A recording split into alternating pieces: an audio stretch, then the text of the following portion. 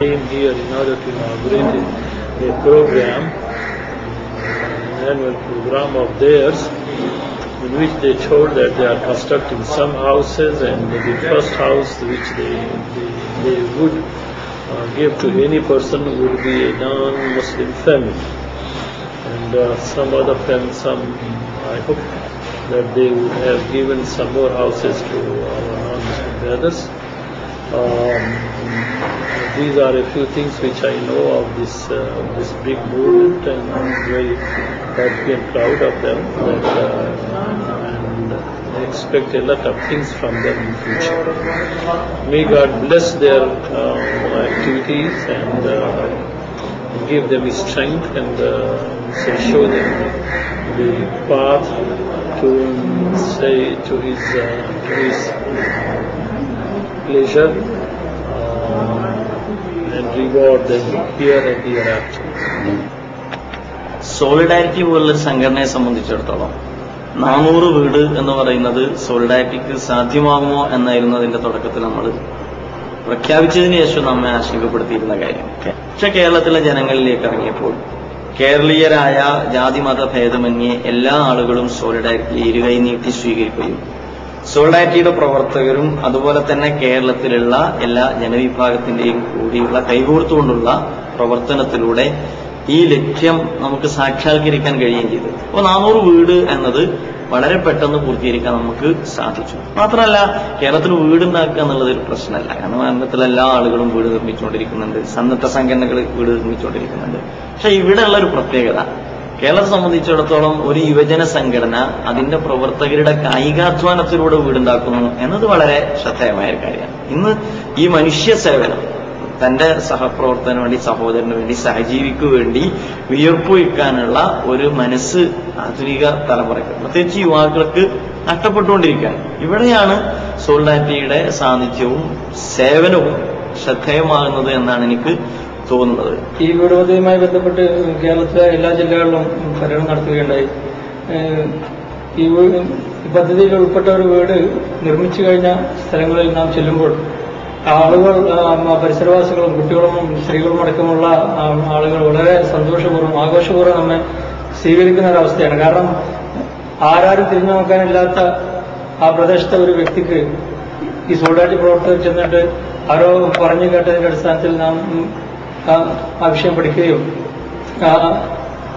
ആ കക്ഷികൾ ഈ സോളിഡാരിറ്റി ഭവനത്തിന് അർഹരാണെന്ന് ബോധ്യപ്പെട്ടതിന്റെ അടിസ്ഥാനത്തിൽ അവർ തിരഞ്ഞെടുക്കുമായിരുന്നു.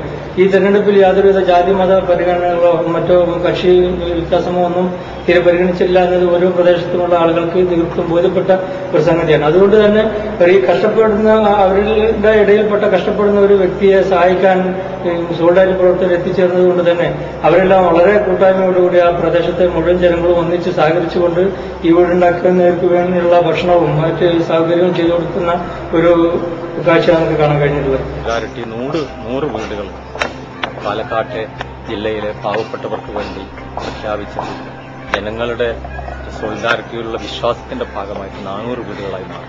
ആ 400 വീടുകളും സോളിഡാരിറ്റിയുടെ പ്രവർത്തകർ അവരുടെ കൈകൾ കൊണ്ട് കല്ല് ചെത്തി, കല്ല് പൊക്കി, കണ്ണ് പടുത്തു, അങ്ങനെ വീടുണ്ടാക്കി കൊടുത്ത സംഭവം എന്ന് പറയുന്നത് കേരളത്തിന്റെ ചരിത്രത്തിലെ തന്നെ അപൂർവമായ ഒരു ഐതിഹാസിക സംഭവം എന്ന് പറഞ്ഞാൽ ഒരു പുതിയ തലമുറ, ഒരു പുതിയ യുവതലമുറ ഈ രാജ്യത്ത് വളർന്നു വന്നുകൊണ്ടിരിക്കുന്നു. അത് ജനങ്ങളിലെ സ്വന്തം രക്തം കൊണ്ടും വിയർപ്പ് കൊണ്ടും സേവിക്കാൻ വേണ്ടി അവരുടെ വികാരങ്ങൾ ഏറ്റുവാങ്ങി നീതിക്കും മനുഷ്യാവകാശങ്ങൾക്കും വേണ്ടി പൊരുതാൻ സന്നദ്ധമായ അർപ്പണബോധമുള്ള ഒരു തലമുറയാണെന്ന് തെളിയിച്ചിട്ടുണ്ട്.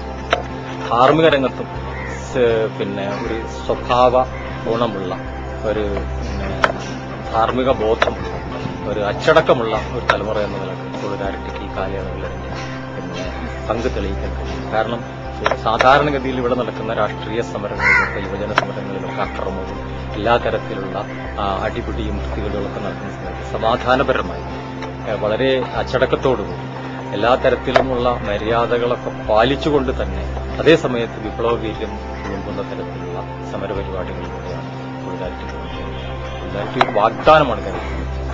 കേരളത്തിന്റെ ഭാവിയെ സംബന്ധിച്ചിടത്തോളം ജാതി മത സാമൂഹിക ഭേദമില്ലാതെ ഈ രാജ്യത്തിന്റെ ഭാവിയുമായി ബന്ധപ്പെട്ട് ഒരു വാഗ്ദാനമാണ്. അത് യഥാർത്ഥത്തിൽ ഈ മുഴുവൻ ജനതയുടെയും വികാരങ്ങൾ ഏറ്റുവാങ്ങുന്ന, അവരുടെ എല്ലാം പ്രതീക്ഷകൾക്കും പ്രത്യാശകൾക്കും സ്വപ്നങ്ങൾക്കുമൊക്കെ ഒരു മൂർത്ത രൂപം നൽകുന്നു, അതിന് ജീവൻ നൽകുന്ന തരത്തിൽ ഒരു പ്രധാനമായി അത് വളർന്നുകൊണ്ടിരിക്കുന്നു. കാലം അത് തെളിയിക്കുമെന്നതിൽ യാതൊരു സംശയവുമില്ല. സോളിഡാരിറ്റി യൂത്ത് മൂവ്മെന്റ് അതിന്റെ 1ാം സംസ്ഥാന സമ്മേളനത്തിന്റെ ഉപഹാരം എന്ന നിലക്കാണ് ഈ വീട് നിർമ്മാണ പദ്ധതി ആരംഭിച്ചത്. സമ്മേളനം മാത്രമായിരിക്കരുത് നമ്മുടേത് എന്ന നിർബന്ധം സോളിഡാരിറ്റിക്കുണ്ടായിരുന്നു.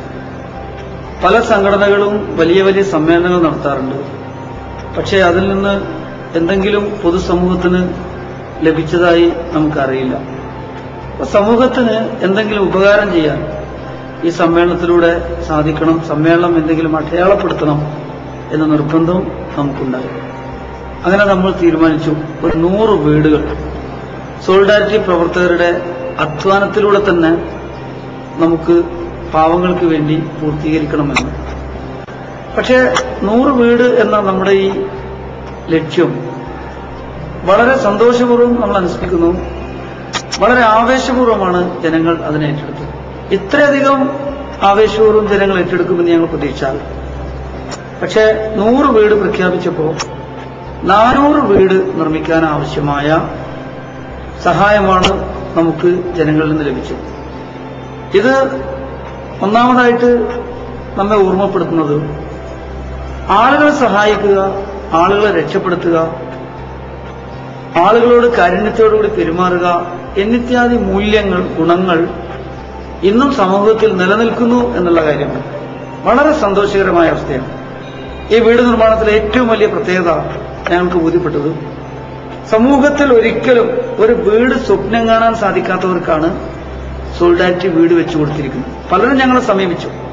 50,000 രൂപ ഞങ്ങളുടെ കൈവശമുണ്ട്, നിങ്ങളൊരു 25,000 തന്നാൽ നല്ലൊരു വീട് വെക്കാം എന്ന് പറഞ്ഞ് സമീപിക്കുമ്പോൾ അവരോട് നമ്മൾ പറഞ്ഞത്, 50,000 രൂപ ഉള്ളവർക്കല്ല ഞങ്ങളുടെ വീട്, 25,000 രൂപ പോലും കയ്യിലില്ലാത്ത സാധുക്കളായ ഒരു വീട് സ്വപ്നം കാണാൻ കഴിയാത്തവർക്കാണ് ഞങ്ങളുടെ വീട്. അതുകൊണ്ട് ഞങ്ങളുടെ വീട് 25,000ന്റെ വീട് തന്നെയാണ്. സോളിഡാരിറ്റിയുടെ പ്രവർത്തകർ കല്ല് ചുമന്ന് വീടിനാവശ്യമായ തറ കീറിയെടുത്ത് അതിൽ കല്ല് കൊണ്ടുപോയിട്ട് പടവ് നടത്തി അതൊരു വീടാക്കി അവരേൽപ്പിച്ചു കൊടുക്കുന്നു എന്ന് പറയുമ്പോൾ സോളിഡാരിറ്റിക്ക് കിട്ടുന്ന ഏറ്റവും വലിയ ഗുണം, അതിന്റെ പ്രവർത്തകർ ഒരു സേവന പ്രവർത്തനത്തിൽ